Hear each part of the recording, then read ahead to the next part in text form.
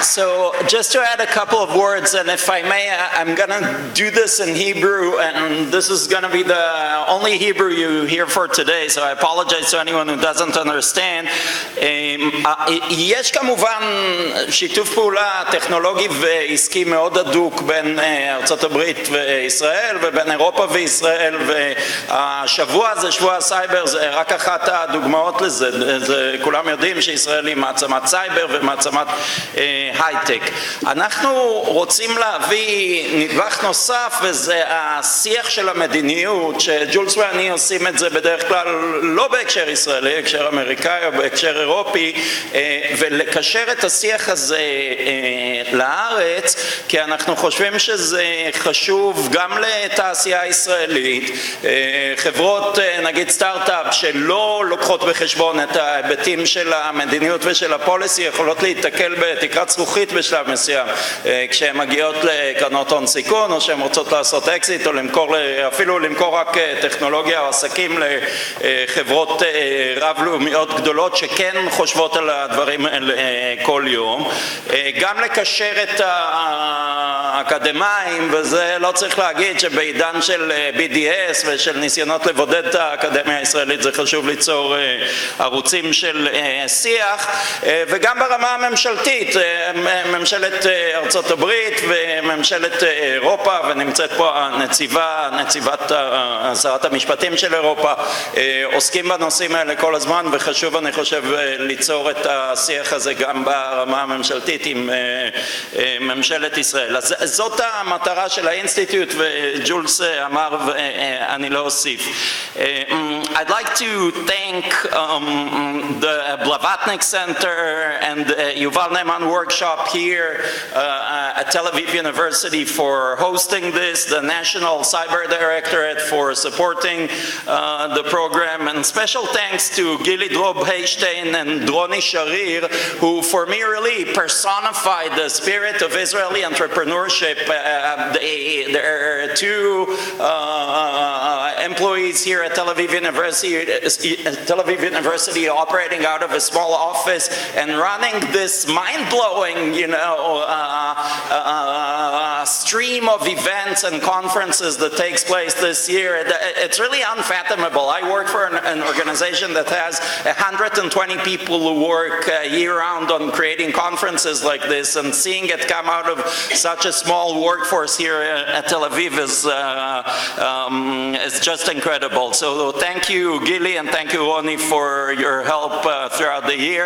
I want to thank Liron Tzur, the fellow at the U.S. Israel Tech Policy Institute, who will speak later today, and also Intel and Palantir, our sponsors. I'll introduce the first keynote, and this is a man who really needs no introduction here this week, because he is the overall sponsor for Cyber Week and hosting this incredible event. Dr. Eviatar Matania, he's the Director General of the Israeli National Cyber Directorate. Eviatar has a long and illustrious career. His bio is somewhere in the program, and you can read it. To learn more, I'll just say that he has degrees in physics and math and a doctorate degree in decision making. He was involved sometimes from the start and sometimes as founder of some of the most prestigious programs and institutions here in Israel, including Talpiot, Chavatzalot, and Mafat. And I hand it over to you, Eviatar. Thank you for coming here.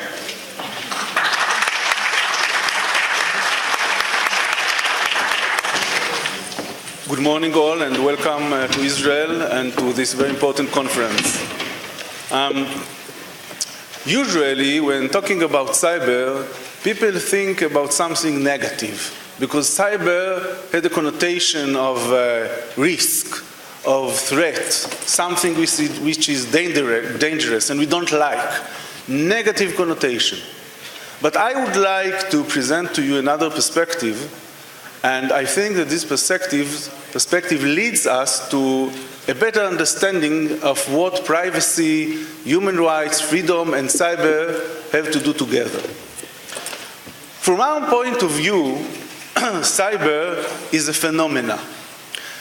A phenomena which is going to change our lives, a phenomena very similar to the Industrial Revolution, the industrial phenomena which change our life, and the same as the industrial phenomena, the Industrial Revolution, freed us from the total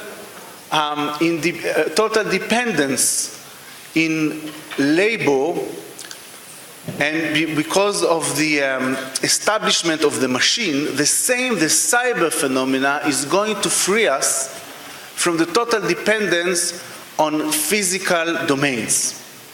Now, it's a very important phenomena. We are just in the beginning of this phenomena, which is going to change the way we live, the way we do business, our industry, the way we educate, the way we do politics, elections. The industry is going to be totally different in a decade than it is now. Most of the industry will change. Just for example, banks are going to be IT companies.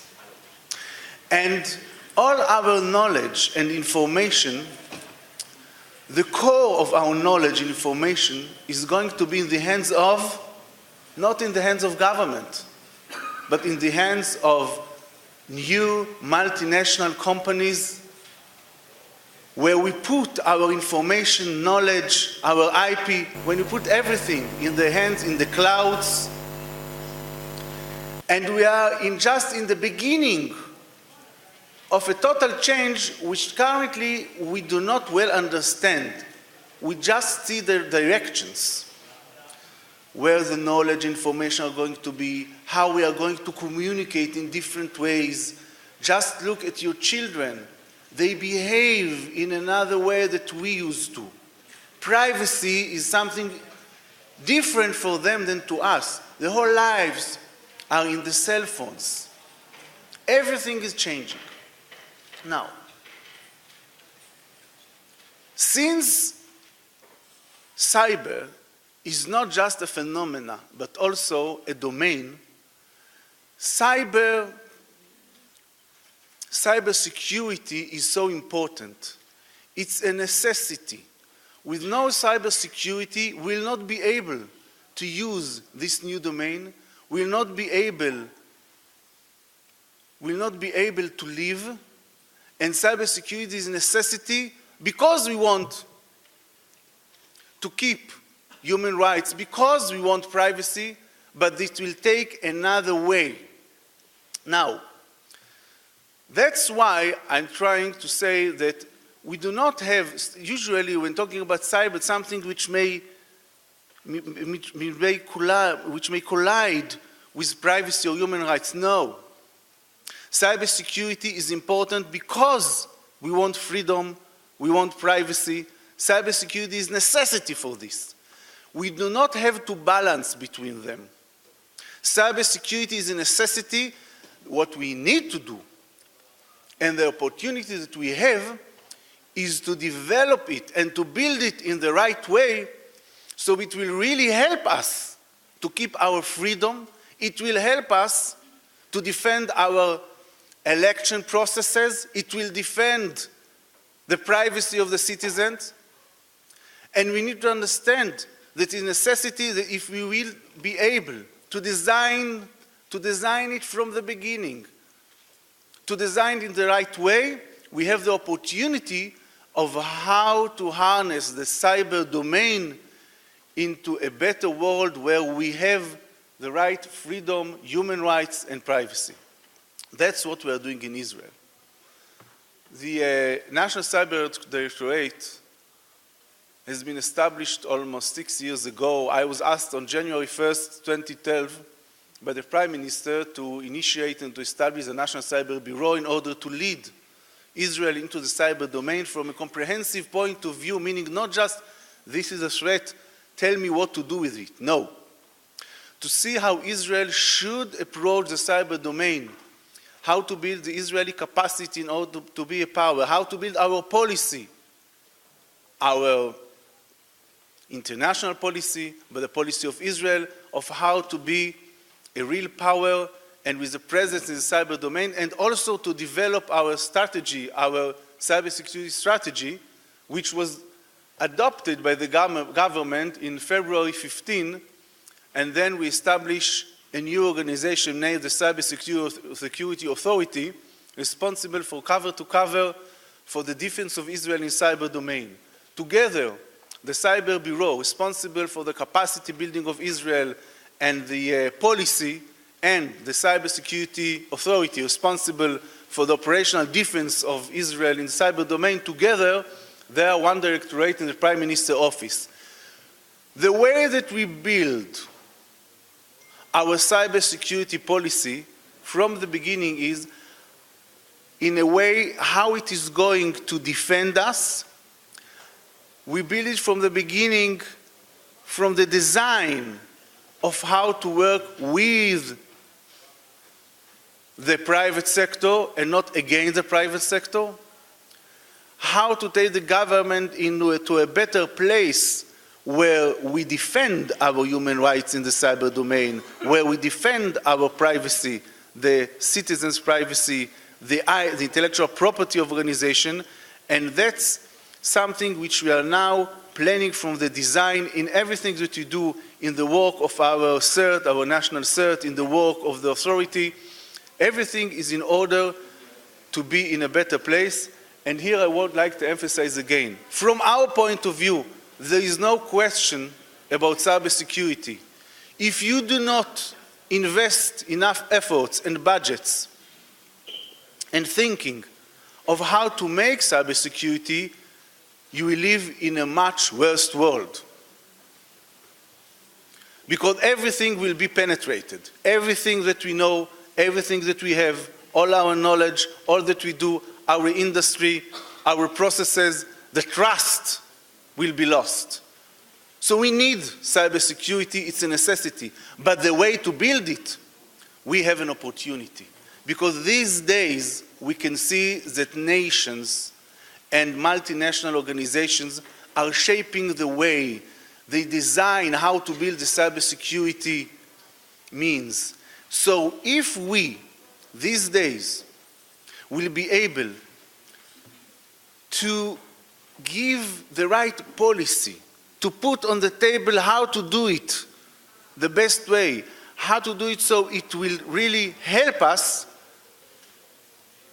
we will be able in 5 to 10 years to be in another place. If you do not do that, if we just talk about privacy is important, human rights are important, don't collide with us, if we just talk, and if we will not be practical enough to tell people exactly what they should do, and how nation states should behave, and how cybersecurity organizations should do, and what they should do, and how they should do, and what we demand from global companies that all our information in their hands, if we will be practical enough to demand, to design, and to say what we need, we will live in a better world. We in Israel, since nobody demanded anything from us, we decided to work very close with the people in Israel, in the Ministry of Legislation, and with the people that are responsible for privacy.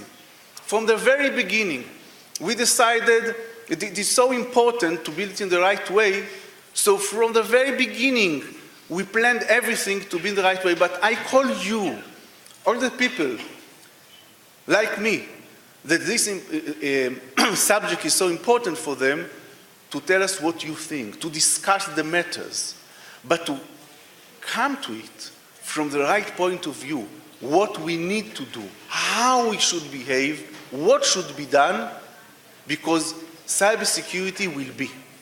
Let us do it in the right way. That's why I find this day as so important day, and I call you to work with us, to discuss these issues with us, and I thank you, all of you, because we had the opportunity to discuss these issues with you, and we look forward to do it in the future. Thank you all, and have a very good day.